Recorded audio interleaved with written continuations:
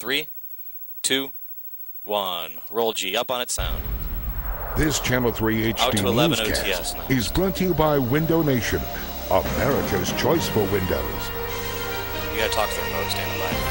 From the WKYC Digital Broadcast Center, this is Channel 11, 3 News. Open Eric's mic, cue him, he's up. If the heat isn't bad enough, the rain also making lives miserable, especially for those who've already dealt with flooding twice in the last week. Good evening, everybody. I'm Eric Mansfield. Tonight, they're bracing for another round of rain and possible flooding in Parma. Our Monica Robbins is live on Tuxedo Avenue. Residents are still cleaning up, and Monica, quite a mess. Oh, you know it, Eric. I mean, take a look behind me. People are already putting trash out on the side of the road where they had to clean out their basements. But believe it or not, they tell me that last night, water was almost all the way up to the sidewalk. It was like Lake Tuxedo down here trying to drive through. The sad thing is these folks are used to flooding, and they say it's not just that it happened twice in the last week. They say it happens almost every time it rains, and they're fed up with what they say is the city's antiquated sewer system, and they want something to be done about it. So imagine, take a look at this. You go into your basement and you see this. Several homes on Tuxedo Avenue have similar issues. 6 inches of water or more in quite a few of these homes. And many residents told us their basements filled up in 15 minutes or less. And again, it's not just the first time. Most blame the city's sewer system, and they're tired of living in fear every time it rains. Roll B, I just bought this place a couple months ago, and I got this floods twice already.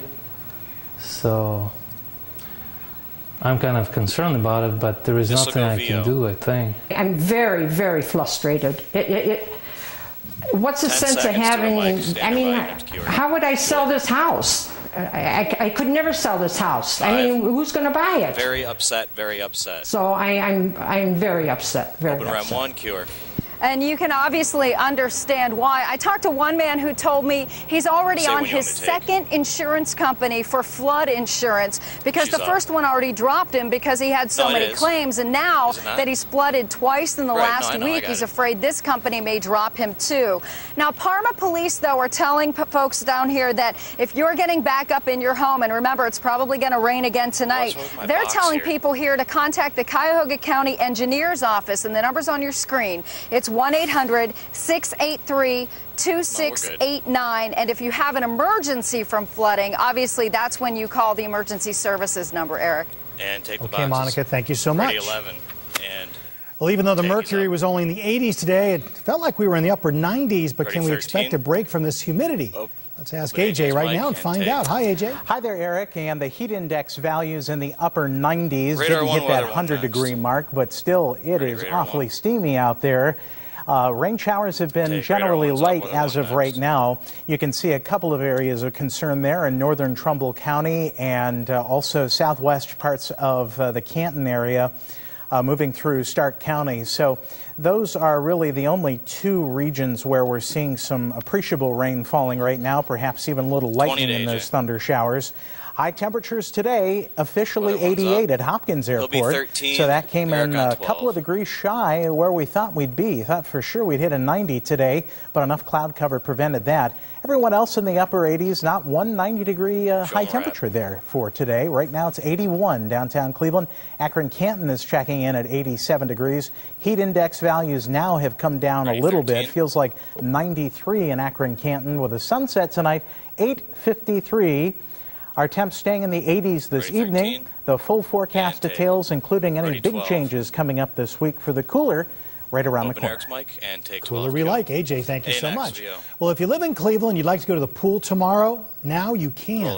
Mayor Frank Jackson and Cleveland City Council announcing over the weekend that the city's outdoor pools will now be open 7 days a week. Last week, we told you that the city pools were closed on Mondays and Tuesdays, even when it was really hot, all because of budget constraints. Business and community leaders in Northeast Ohio have come forward with $100,000 in donations, and the city worked quickly to put those dollars to good use. Those who use the pools every day are thankful. Roll B, dissolve sound. It's very enjoyable for hot days like this. If we all keep on using the air conditioning, we're going to have a power outage, so it's good to have the pools open so we can just cool off. Really, really thankful and grateful for that we had these private businesses come in and just, you know, see to the kids. QM. Now, donations are still needed, though, to keep the pools open. If you are an area business leader, you'd like to help. We have all the information on how you can do that. It's on our website at WKYC.com. Take 11. Here's a note. If you take the RTA, the red line in the morning will be under some delays. RTA tells us the delay is because of a signal issue. The waits could be as long as 15 minutes. Now, all rapid trains will still go to the airport, but RTA says they will not operate the rush hour only trains that stop at the Brook Park station. Stand by. They ask that you please leave early and allow yourself a little bit extra time tomorrow. And with the high temperatures and lots of sunshine, it's not often we see Santa Claus this time of year, but he was here today. We'll see. Jolly old Saint Nick himself making a special appearance at Christmas in July on West 14th Street. The event was a big rummage sale to raise money for those in need, spearheaded by the St. Augustine Parish. The tough economy has been devastating to many inner-city families, highlighting a need that's year-round, not just in December. Roll 8 is all of sound. Yesterday I had someone who came in who just buried a baby that didn't have enough money to bury their baby. So we have a real need for additional funds here at St. Augustine's, and so we're doing the Christmas in July because Christmas is a giving time, hoping that we can raise enough money to help more people. St. Augustine feeds a great many in the community via its Hunger Center, which was formed 35 years ago to help the poor. White B rolling. Had a lot of fun in Berea today. The 29th annual Cleveland Irish Cultural Festival is in town this weekend. You still have time, though, to bring family and friends out to enjoy the live music, the great food, special exhibits, and much more. The festival runs until 10 o'clock, or rather 10:30 tonight. It's at the Cuyahoga County Fairgrounds. Admission is $10. White. Roll 8. Coming up, with a deadline overhead, leaders in Washington work the weekend, trying to form an agreement when it comes to the nation's debt. White B. Plus, even though the wedding was months ago, their cake is now on display. We've got the sweet royal details coming up. And we hope you'll join us tonight at 11. In this week's What Works, it's an American company with a lot of red, white, and blue pride, and whose goods are sold all over the world. 3, 2, 1. Fade and execute. Music, wipe, roll B, open his mic, and cue him. There was a lot of celebrating today in New York. It's the first day that same-sex couples could legally wed in the state. Same-sex couples crowded the city clerk's office in Manhattan. Many waited to get married. More than 800 same-sex couples are expected to wed in New York City alone today. Well, congressional leaders are scrambling now to get a debt ceiling plan in place before the stock markets open tomorrow. But the two sides remain pretty far apart. The August 2nd deadline now just 9 days away. Brian Moore reports from Washington. Roll C, take sound, 121. Monday's opening bells in the world market served as a countdown clock for congressional leaders as they scrambled to find a way to raise the nation's credit limit. There is going to be a two-stage process. It's not physically possible to do all of this in one step. House Speaker John Boehner all but dared President Obama to follow through on his promise to veto any plan that doesn't raise the debt ceiling through the 2012 election. It must be extended in a way that gives certainty to the economy through 13 and not some short-term gimmick. Without a deal, the nation hits its debt ceiling and defaults in 9 days. The White House has been holding out for a big deal, one that shows the world the United States means business about its finances. You don't want politics messing around with America's credit. And each side accused the other of playing politics. I know the president's worried about his next election.